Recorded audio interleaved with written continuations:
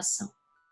É interessante a gente observar que Freud aborda no texto As Pulsões e os Seus Destinos, de 1915, que a fantasia é o que marca a passagem de um objeto vazio à pulsão direcionada a um objeto simbólico, mas também inexistente no desejo. E que as fantasias inconscientes são capazes de nos estruturar e nos ajudam a enfrentar a realidade. Por isso nós endereçamos as pulsões a diversos objetos. E o ser humano faz isso de um modo muito singular, muito particular a cada ser humano. Esses investimentos libidinais acabam funcionando como eleitores de objetos como simbólicos. E a fantasia, entretanto, não deixa de ser uma fuga subjetiva, uma resposta simbolizável à realidade inaceitável, muitas vezes mediante a relação conflituosa entre culpa e desejo.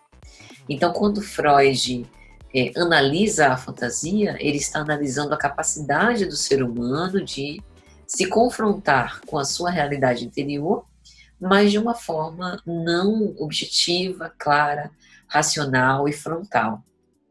Na verdade, defendendo-se de si mesmo. Se nós afrouxarmos um pouco mais as resistências à medida que vamos progredindo e amadurecendo psicologicamente, veremos que será possível enfrentar essa realidade, pelo menos de um modo a se aproximar dela com mais coragem e desassombro, sem necessariamente contar com esses mecanismos de defesa, pelo menos não em modos excessivos, que funcionem até como negação de nós mesmos. Um outro aspecto é a gente refletir um pouco sobre o ego predominante no comportamento, que acaba sendo responsável por essa estereotipação de fantasias projetadas na nossa imaginação. A reformulação do modelo psíquico na segunda tópica, sobretudo a partir de 1920, na teoria freudiana, nos levou à noção de instâncias ou domínios pulsionais. E isso passou a reafirmar a supremacia dos processos inconscientes. Só para a gente ter uma ideia, Freud havia aproximado o id, ou isso, a uma ideia de um repositório de impulsos caóticos, uma certa arena de forças psíquicas ou local de representações da pulsão.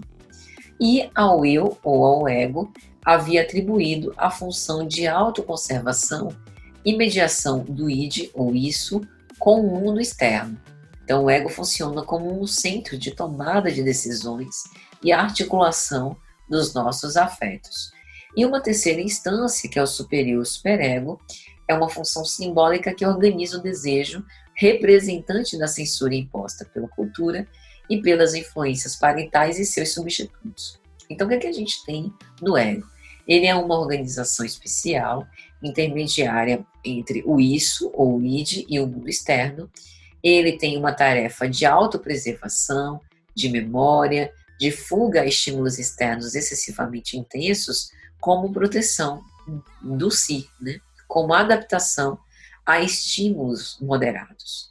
E sobre os estímulos internos, é o ego quem decide se as pulsões devem ser satisfeitas, o princípio do prazer, se elas devem ser adiadas, o princípio da realidade, ou se elas devem ser suprimidas inteiramente das excitações que chegam à consciência na forma da repressão ou do recalcamento.